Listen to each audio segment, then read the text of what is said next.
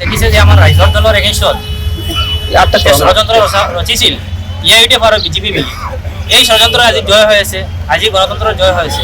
আজি আপোনালোকে দেখিছে মহামান্য আদালতে আজি আমাৰ জামিন মঞ্জুৰ কৰিছে। আমি মহামান্য আদালতক ধন্যবাদ দিছোঁ আৰু ধন্যবাদ দিছোঁ হাইলাকান্দি বাৰ এছ'চিয়েশ্যনৰ প্ৰত্যেক আইনজীৱীকে।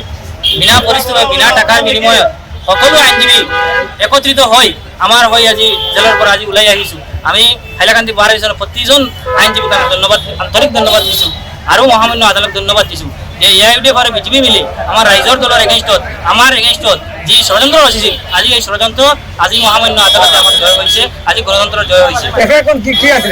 আচলতে আপোনালোকে দেখিছে যে আমি যেতিয়া ইণ্ডিয়া মহাজোঁটৰ প্ৰাৰ্থী হাবিব ৰহিদ আহমদ চৌধুৰী হৈ নিৰ্বাচনী প্ৰচাৰ আৰম্ভ কৰিছিলোঁ, আমি ৰাইজৰ দলে হাইলাকান্দি যথেষ্ট প্ৰত্যাহ্বানৰ, বিজেপিৰ এগেইনষ্টত যথেষ্ট প্ৰত্যাহ্বানৰ সন্মুখীন হৈ আমি কাজ কৰিছিলোঁ।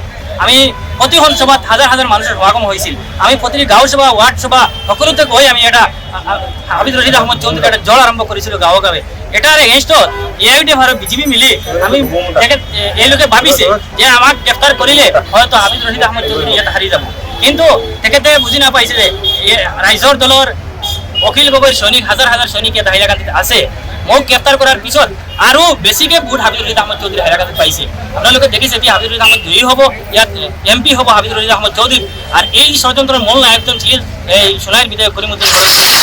ইমান কেলেংকারি, ইমান 2 নম্বরী, ইমান কেলেংকারির এগেইনষ্টত আমি যেতিয়া মঞ্চত আমি বক্তব্য আৰম্ভ কৰিছিলোঁ, আমাৰ প্ৰেচিডেণ্ট কমৰুল ইছলাম বৰমায়ে যেতিয়া বক্তব্য আৰম্ভ কৰিছিলোঁ, তেখেতে ভাবিছিলে যে মোক গ্ৰেপ্তাৰ কৰিলে হয়তো করিমউদ্দিন বৰমায়ে ভাবিছিলে যে ইয়াত ইউডিএফ আকৌ জিকি যাব, কিন্তু মোক গ্ৰেপ্তাৰ কৰাৰ পিছত ইউডিএফ হাইলাকান্দিৰ পৰা বিদায় হৈছে। আজি আপোনালোকে দেখিছে হাইলাকান্দি ইউডিএফ নাই, প্ৰতিখন চেণ্টাৰত এ আই ইউটিউব 10টা 15টা 20টা গ্ৰুপ পাব, যাৰ কাৰণে মোক গ্ৰেপ্তাৰ কৰাৰ পিছত এ আই ইউটিউব ভালে কালি লাগি দিছে।